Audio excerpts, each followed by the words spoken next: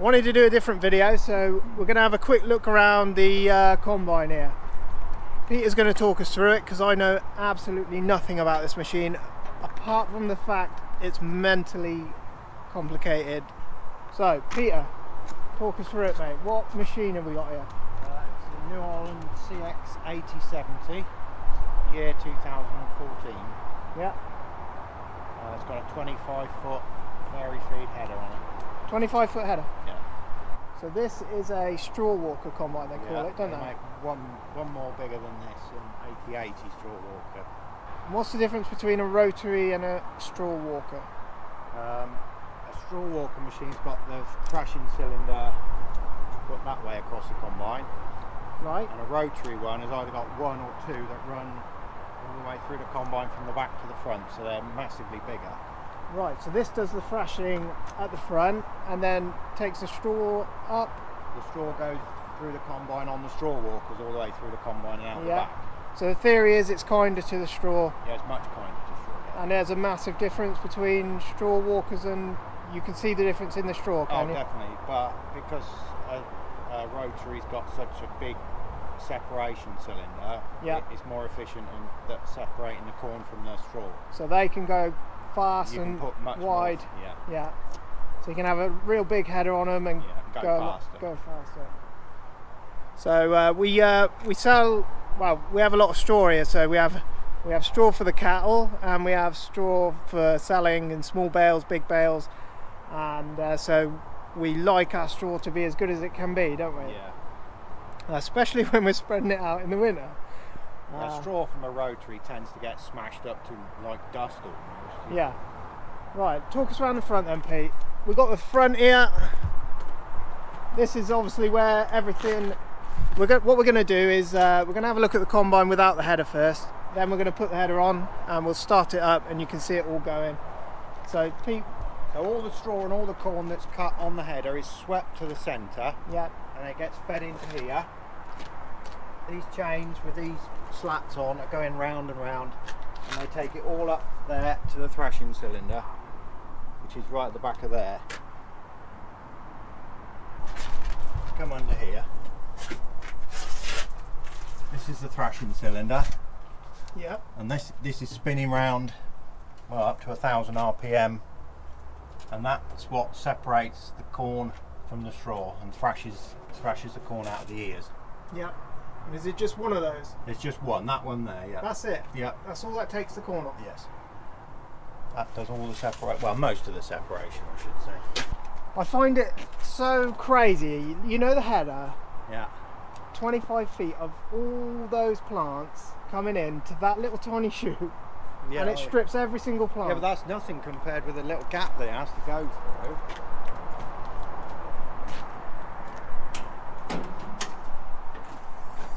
We'll have a walk round it and then we'll get it all started. You can see the belts going round and... Right, there's the same thrashing cylinder just there. So right. it's connected to this pulley which drives it. Yeah.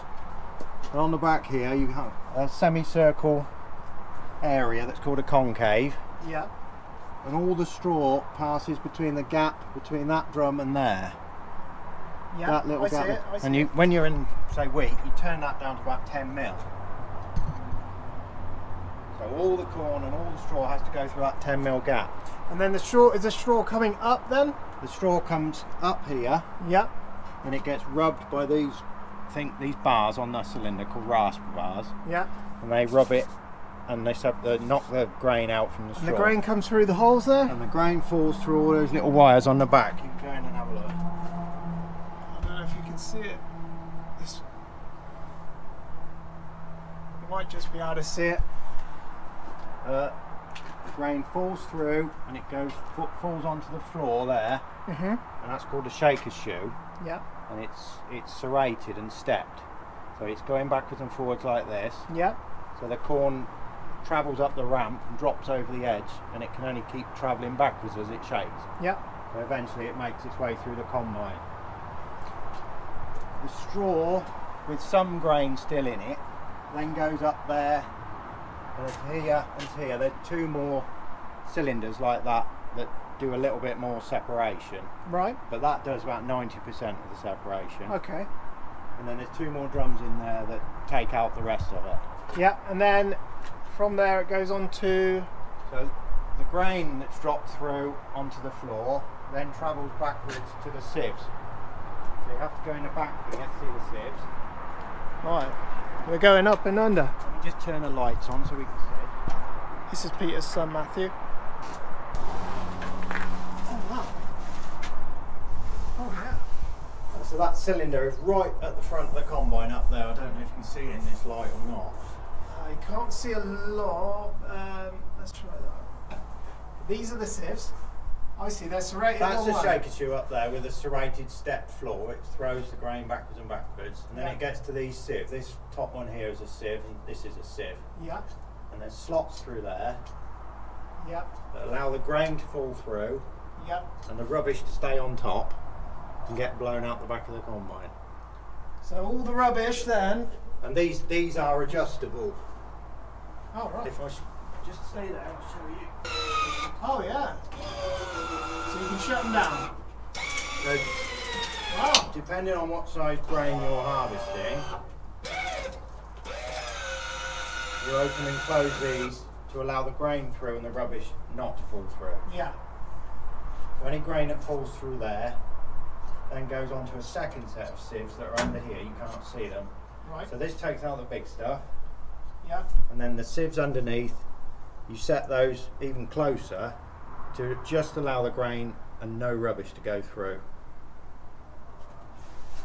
So then all the rubbish comes over top. All the rubbish comes over here. Some unthrashed grains come to here and then they go back down here to be re-thrashed if they're too big to fall through.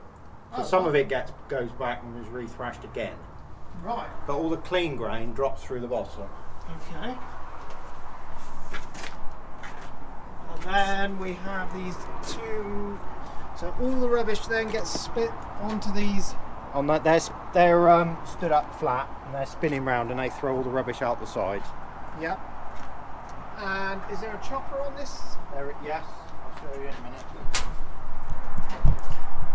Right, this thing's more complicated than I originally thought. I didn't. You see them in the field, you don't realise what's actually going on in them. Right, so all the grain that falls through, Yep. it falls onto a sloping floor that runs down to here. Yep. And there's an auger along the bottom which brings it out to the side and into this. Yep. Any unthrashed stuff goes back up to there.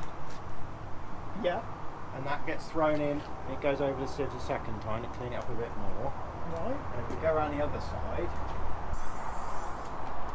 all the clean grain runs down this slope to an auger along the bottom there. Yep. That brings it out to here. Oh sorry, brings it to here. Okay, yeah, I see. Okay, so that brings it out here and then it goes up this elevator and into the grain tank. Right. But again, anything that's unthrashed goes up this. It gets thrown back into the side of the combine there. I didn't realise they re-thrashed. Yeah, and it goes round again. And there's also a fretless thrashing mechanism in there that helps to re-thrash it. Wow, so you won't lose a lot of grain. No, you shouldn't lose any grain if the combine's set properly. Yeah. And will you set this combine, say you got wheat, you'll set it for wheat? Yes. And then say you got barley, because barley's a different shape. They're all different. So you have different sieve settings? The sieves are all different gaps. That concave behind the cylinder, that's changed for different crops. Yeah. There's a big fan in the bottom there that blows air through the sieves. Can we see it? You can't see it very well from here, it's hidden Oh, in I there. see, it's in there. But that blows air through the sieves to blow out the rubbish. And you have to vary the speed of that, because if you've got a light seed, yeah, you're and that's too powerful, it will blow it out the back. Right. But if you've got a big heavy seed like a bean, Yeah. you can crank that up flat out and blow all the rubbish out the back, and it leaves the beans because they're heavy. Yeah. What's behind that panel there then? That's the same as we looked in the other side. If you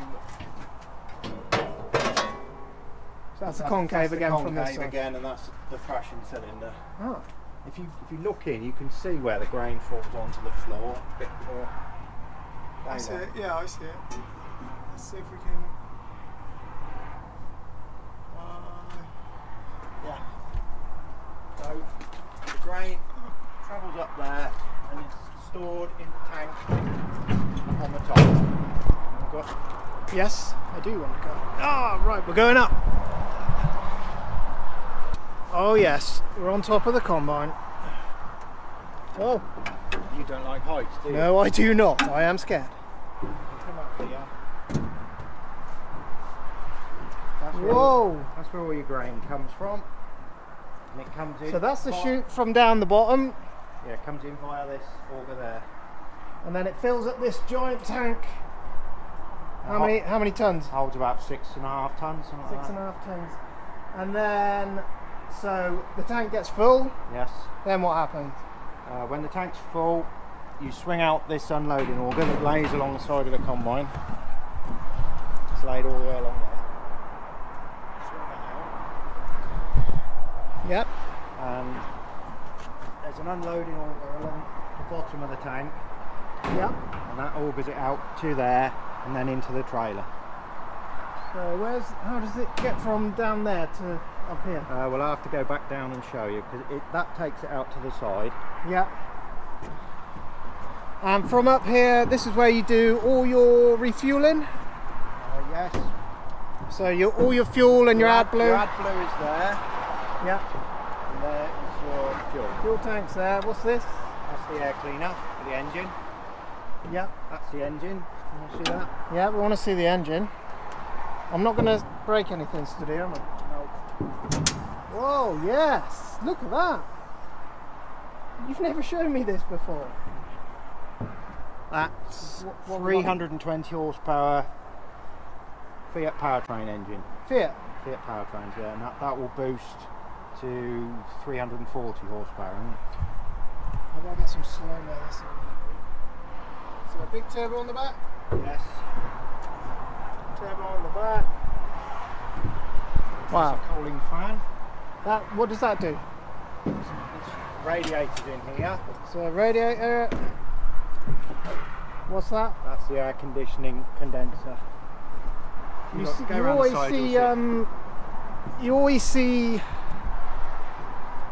Oh right, so that's the radiator for the engine. That's the oil cooler and the water cooler. That's all oil cooler, what you can see there, but the water cooler radiators behind that.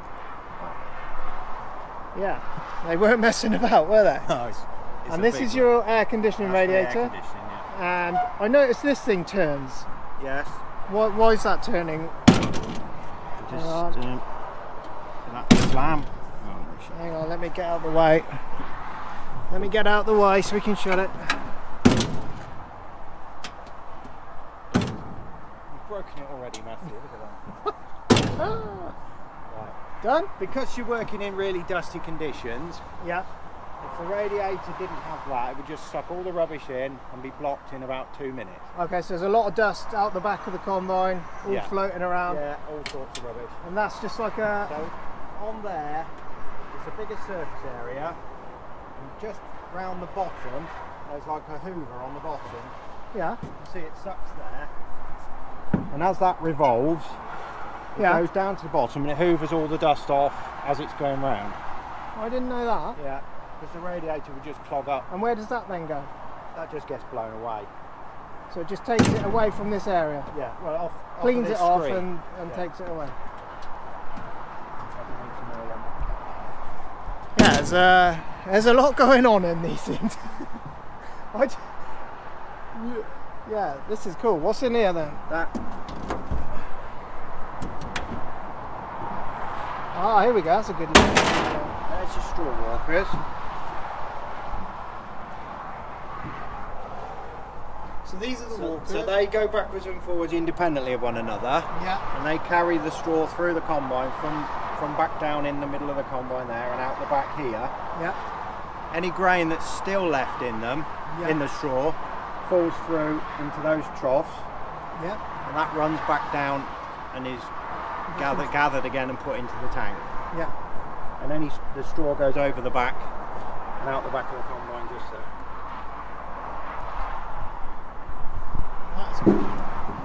That's wicked. So you've just done some maintenance on it because when will we be combining? About a week's time before the 10 days prep. So the maintenance you did this year, what did we do maintenance wise? The engine oil gets changed. Yeah. All the hydraulic and air filters get changed. Yeah. Is that a yearly thing? Every year, yeah. Every year? And you check all your bearings and all the belts and pulleys, check they're all okay. We had one belt, didn't we? We found one belt that was cracked and needed replacing. Yeah. Wow. That is something else. Also, this the top of the combine here, when Peter puts it under the shed, he's got to remember to close it all down, because otherwise it won't fit under the shed. So when it's not in working mode, all this folds down flat to the level of the top of this container here. Is that right, Pete? Yeah, sweet. Ah, I don't like heights. Oh, such a wimp. Ow! This is... Yep, we're at the back of the combine. There's the back of your straw walkers that you're just looking at. Yeah. Now the straw falls out here, is left in a row for baling. Yeah. But if you don't want the straw, yeah, there's a chopper in here. That's the shaft on the end of it. Yeah. So if you look in the back, you flip this lever. Yeah. Wow, I see. So now any straw that's coming in falls down into the chopper and is blown out the bottom here. You can look up in there, you can see the chopper blades. Oh, I see them. Yeah. And they just, what do? They just spin really fast, do they? That spins extremely fast. And these blades go between a comb, and they chop, the blades go between a comb and it chops the straw like that, like a pair of scissors really. Yeah. And how long have we had this combine? It would have been here for the 15 harvest. So this is the 5th year. 5th year. Yeah. And what? Any troubles with it in that time? No, not really. Not what did we have last year? We had a little sensor wire, didn't we, last year? Where yeah, that's. We had a little sensor wire last year, because I was here. I remember. Just up there, where that little connector is. Yeah. It just rubbed the wire into, and just where the wires went round the metal bracket there, wasn't it? Yeah. It just vibrated through the wire, but we found it pretty easy, didn't we? Yeah, it doesn't stop you using the combine, it's just that the monitor in the cab keeps bleeping at you, telling you that one of your shafts isn't rotating. But it is in effect. But and sensors everywhere, Pete? yeah, every shaft has got a sensor on it. Yeah. So that if a belt breaks, you know instantly in the cab, because an alarm goes off. Right. And you don't bung the combine up from back to front, hopefully. What are we talking greasing wise? There's a greasing chart here. There's all the grease points on this side of the combine and the hours that they need doing at. Right, and how do you keep tabs of that then? Well, there's again, I'll show you later in the cab, yeah, there's a screen that tells you when you've greased everything and when it needs greasing again. So you haven't got to think about, oh, no, it's been 49. When did I last grease yeah, it? Does it need it again? Yeah, so, oh, no, that's good. There's grease points, they're all marked. Semi-alert, that one, that one, that one, that one. So every morning, say you're going to use the combine. There's one there, one there, one there, one there, one there. There's, I think, from memory, there's about 70 really? over all of it, yeah. But they don't all need doing every day. No. The daily ones, there's only 3. There's that one, yeah, and that one there. Why are those daily then? Because they're high-speed spinning shafts. They're spinning high speed all the time. Yeah. So they need greasing daily. And you got a little toolbox hole here. Toolbox, yes. More. Oh, where did you say the grain auger comes from? That one that was in the bottom of the tank comes across here. Yeah. And it falls down into this. Yeah. And this takes it up out and all the way along the auger. The end. And we've got a new sock. New sock, the other one was worn out. The other one wore out. I'll start it up and swing the auger out. Yeah, definitely. Yeah, this might be a long video, but it's a it's quite a cool machine.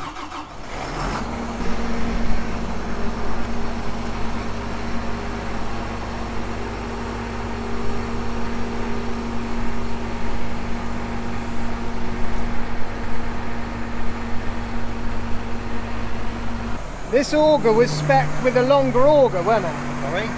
This auger is for a longer header, isn't it? Yeah, it's had that little extra piece put in there. So if you've got a 30-foot table on the front, Yeah. your tractors miss the end of the table. But it means that currently the tractors run on the straw road, Yeah. which is a bit of a pain. So when we have to when we come to collect crane out of the combine, you'll notice in some of the videos we have to run one wheel in the straw. And it's because it's got an extra piece on the front there. It's for a 30-foot header, but our header's only 25 foot. So it does mean when it comes for yeah, it means you have to run in the straw a little bit.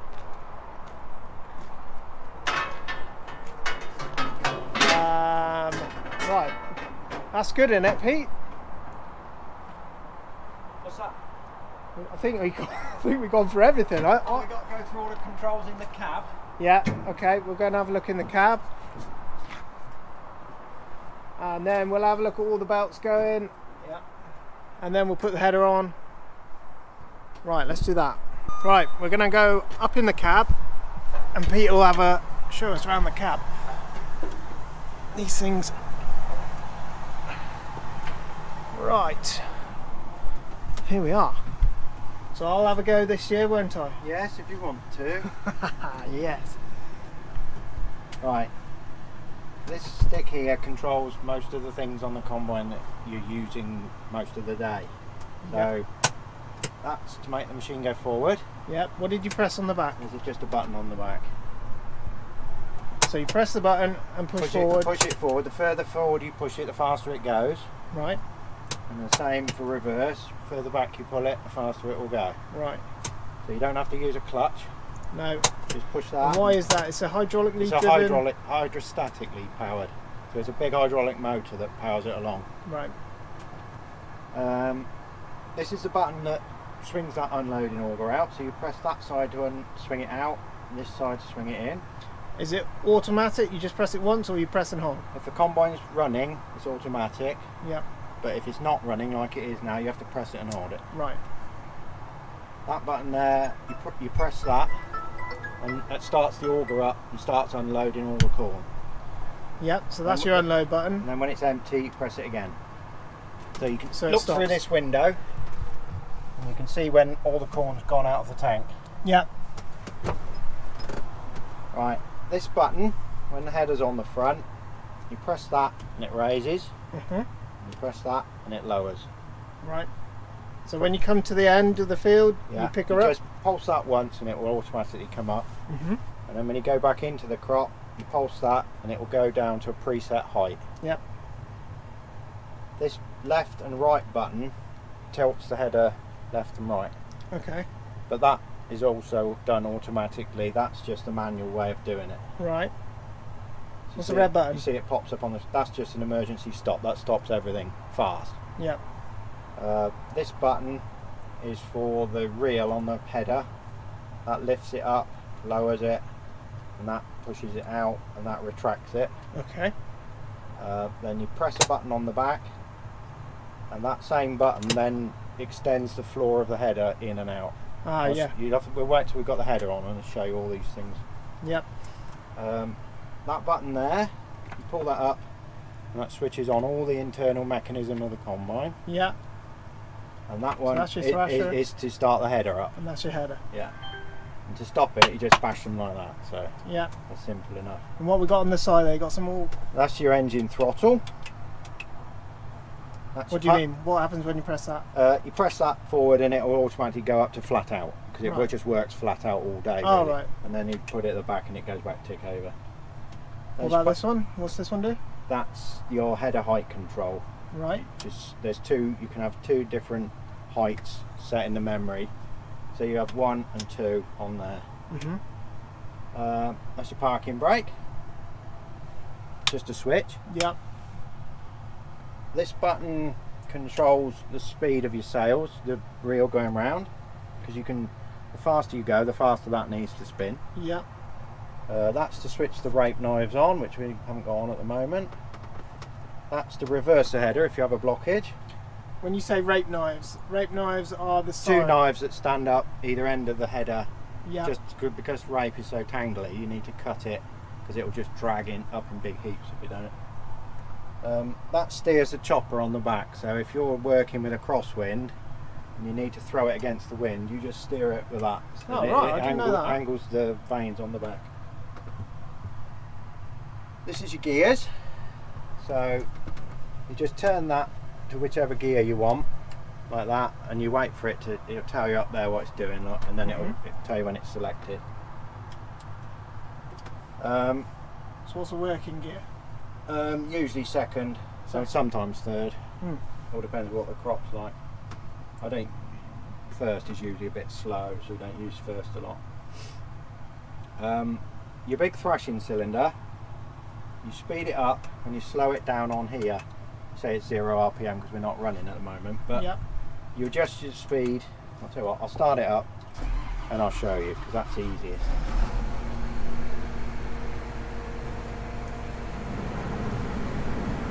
Right, so if you look, it'll switch on. There's your drum speed. Yeah. You can feel the whole machine bouncing. Yeah. So when you're in the field, hit there. There's your engine RPMs climbing. Right, there's your drum speed at the moment. Yeah. So you press that switch.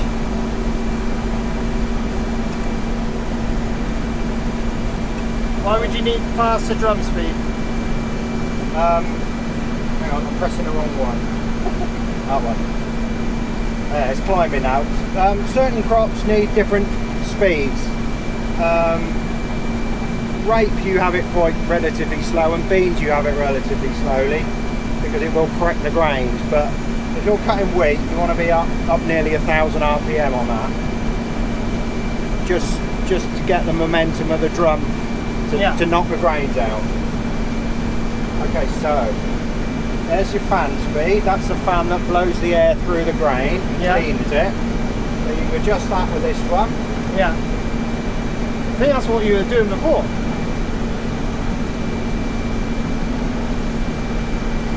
I was on that one first. There's your little symbol for the wind there. Okay. Now, there's your concave opening. That's the gap between that semicircular piece and the thrashing cylinder.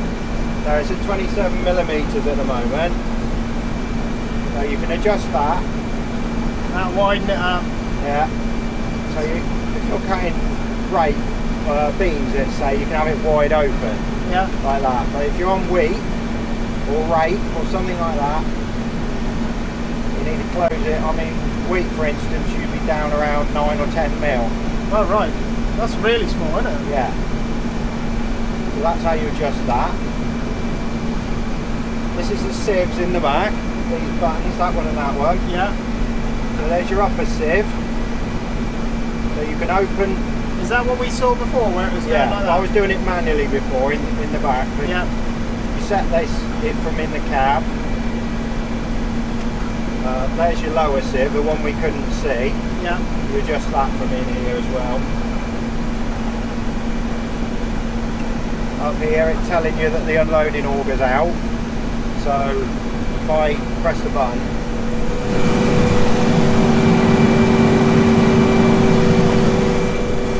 that little symbol should disappear when it's in. Yeah, it's gone, see? Yeah.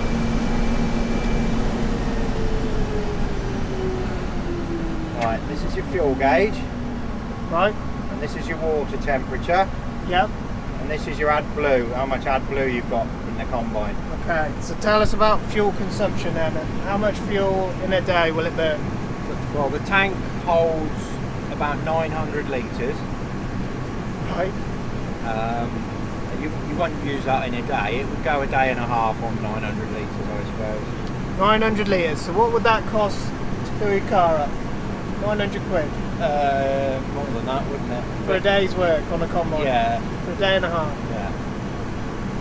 So every 3 days you're burning 1,800 quid's worth of fuel? Yeah, something like that. At the car pump, but obviously ag fuels are a little bit cheaper, yeah, aren't they? I mean it's 65, 70p a litre agricultural diesel. It's still expensive though. Yeah. It still costs a lot of money to... Nearly 600 quid to fill it, isn't it? Yeah. Wow. So these things aren't cheap to run, so... Okay, right. You were saying about...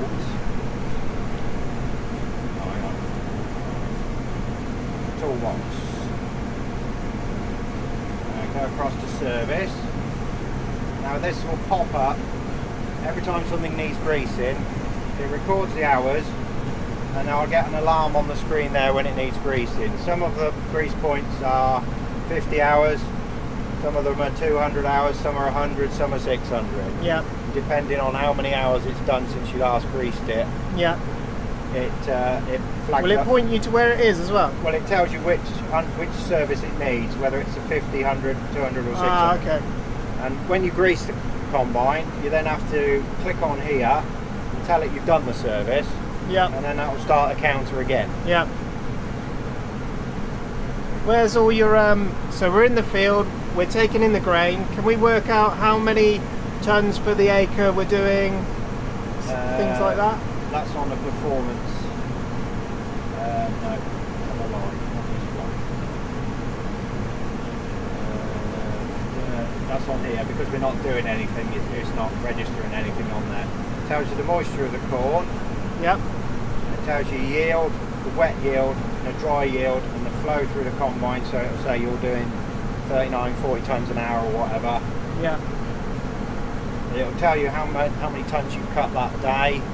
Each field, how many tons you've had in each field. And it was quite accurate, wasn't it? You have to. We calibrated it last year, didn't we? So when you go onto a new field, you click on here, put in the name of your field, click on here to tell it what crop you're cutting. Yep. And then it will give you have to give it a name. Yeah. That task will have a name, so you have to click that in. And then when you finish that field, it will tell you up here how big the field was. Yeah. And then you can go and you can check how many tons you've got from that field. Yeah, so you can record everything and you can see... You can plug a memory stick in here and it will record everything for you, yeah. Yeah. These are all just hydraulic temperatures and things like that. I mean, there's loads and loads of information on there. Yeah. You need this to calibrate. At the beginning of the season, I have to run calibrations on all these things just to make sure they're working properly before we start. Right. So I've done all that already. Yeah. Sweet. Nice one. So we're going to hook the header on now, shall we? Yes, we're going to hook the header on and then we'll start the machine up and yeah. And hopefully... Like a lesson for me, Pete, that was. Right, Pete is going to hook up the header for us so you can see how it all goes on and gets connected up. But in a week's time when the combine's out, we won't get a chance to do this because the combine will have to be running constantly for probably the next 6 to 8 weeks. So the young man with him is Pete's son. What he's going to do, he's going to aim the front of the combine and I think he's aiming to scoop up underneath to latch on. I don't know if I'm going to be doing, I think there are little pins holding it to the trailer at the moment, so we might have to help him out with the pins. The pins come up and then basically the pins hold the header to the trailer.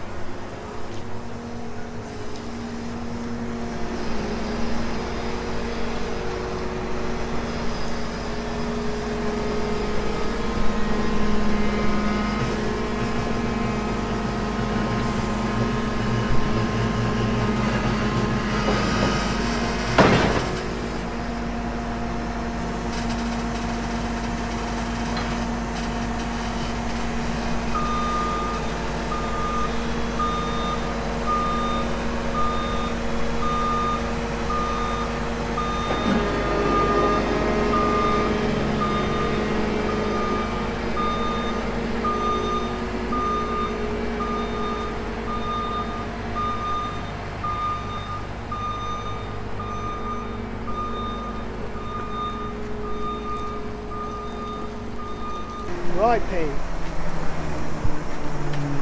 The most important one is to latch it on like that. That secures it to the That's combine. now fixed, it can't fall off.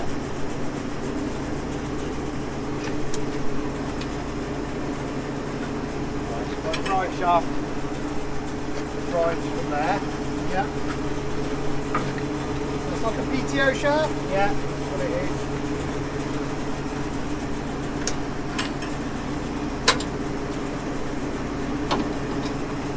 This is all your hydraulic connections.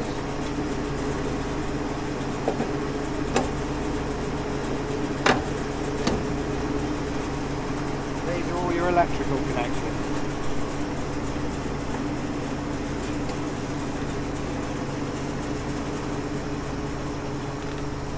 And that's it, that's all.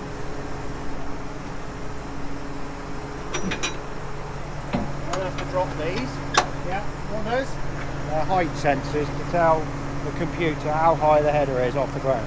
So if you're on a slope that's like this, it will try. That looks after the header, it makes it go up and down and tilt left and right. It'll always keep it. It keeps it a set distance off the floor. Oh, right. People are going to say, Pete, oh, why haven't you got a 50-foot header on there? Is this machine, what's this machine capable of? Well, it would do a 30. Yeah. Well, you think then the combine's a limiting factor, is it? Yeah, it is, but some of the land we farm isn't dead flat and you'd really struggle with a big wide header. Yeah. I mean, some of the fields are a bit up and down and left and right. Say you had a 30-foot header, are you going to get another 5 feet of straw piled on top? Yeah. So that's going to make it difficult for But baling? the engine horsepower is a factor as well. This is right on its limit of horsepower. Oh, it really. is. Oh, But right. it does struggle at times. Yeah. Okay, right, now you'll be able to see what these buttons actually do. So, see that? Yep. Tall crops, you have it up there. So I see you on a rape crop, you got it right up out the There way. you go, right up, then you crank it right out that way as far as it'll go. And then also, if you look at the floor of the header,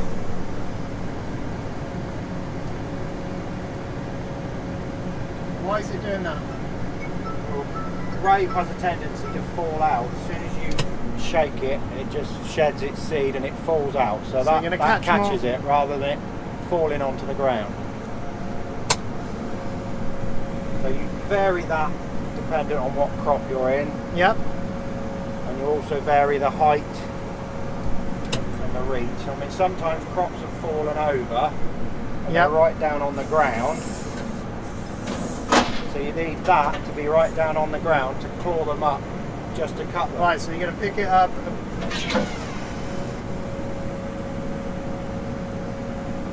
Right, so that's not just there for show, is it? It's quite an important bit of Yes. part of the combine. Oh yeah, you have to get the crop to go in the front of the combine efficiently, or it won't. Also, it also pushes the heads into the combine, doesn't it? So when you're in wheat, you have it down here somewhere. And it bends the stalks over, doesn't it? As they get cut by the knife, you want that just to knock it backwards so that it falls into this auger here. Yeah. If I start the combine up, you'll see it.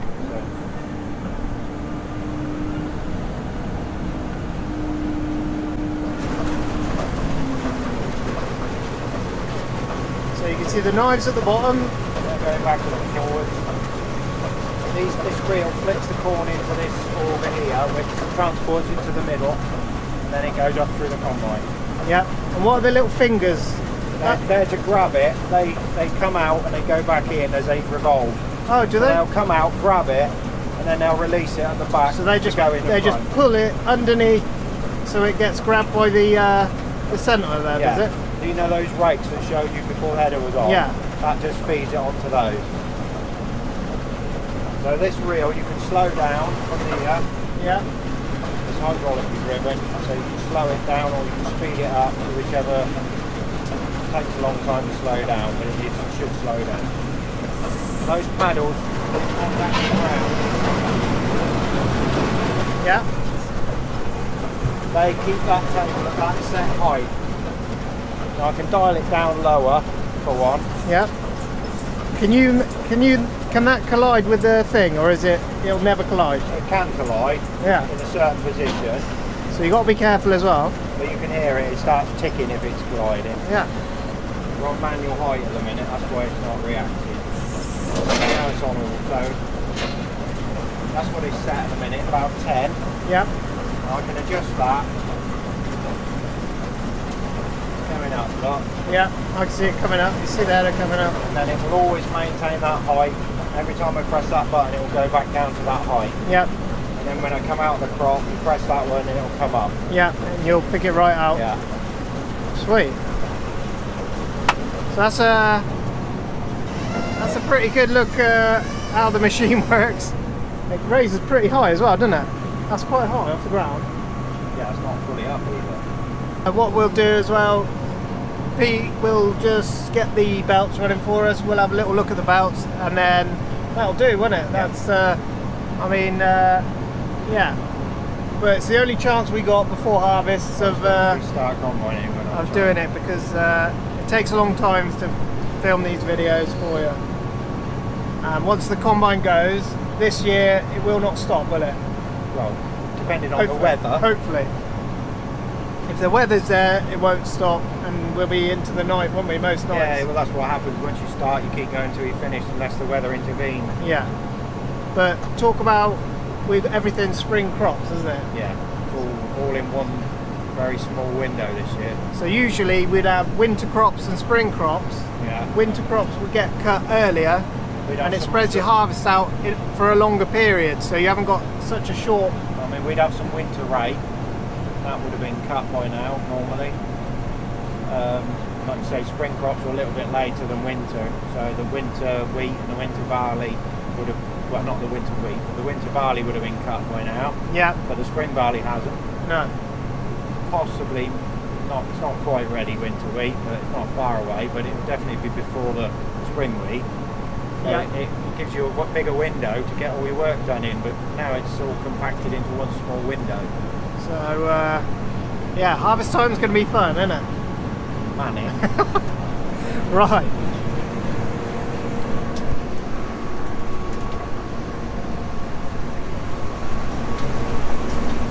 He's just going to show us the belts, and then that is going to be it. You can see here the sieves at the back. See the... Right, talk us through it, Pete. You might not hear us very well.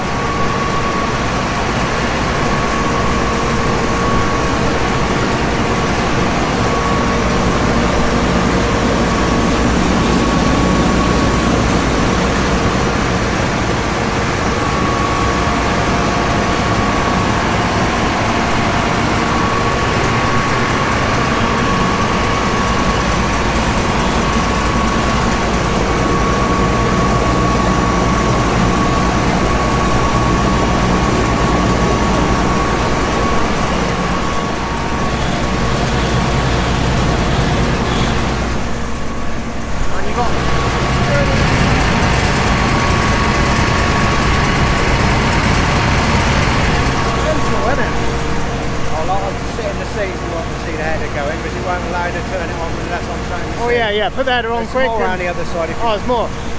Let's have a quick look around this side. It's probably going to be a long video. So we've got the sieve.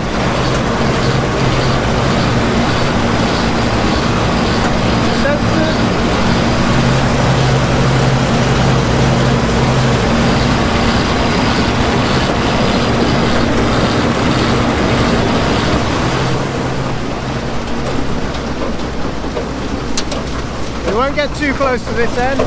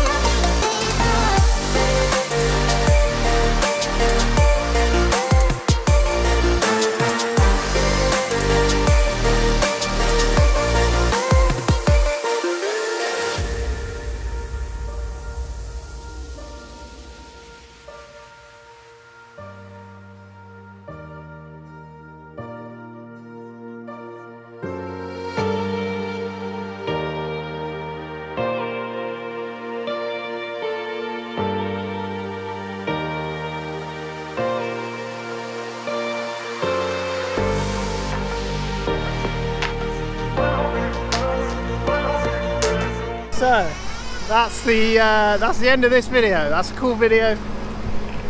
Very cool machine. You can see why they cost so much money.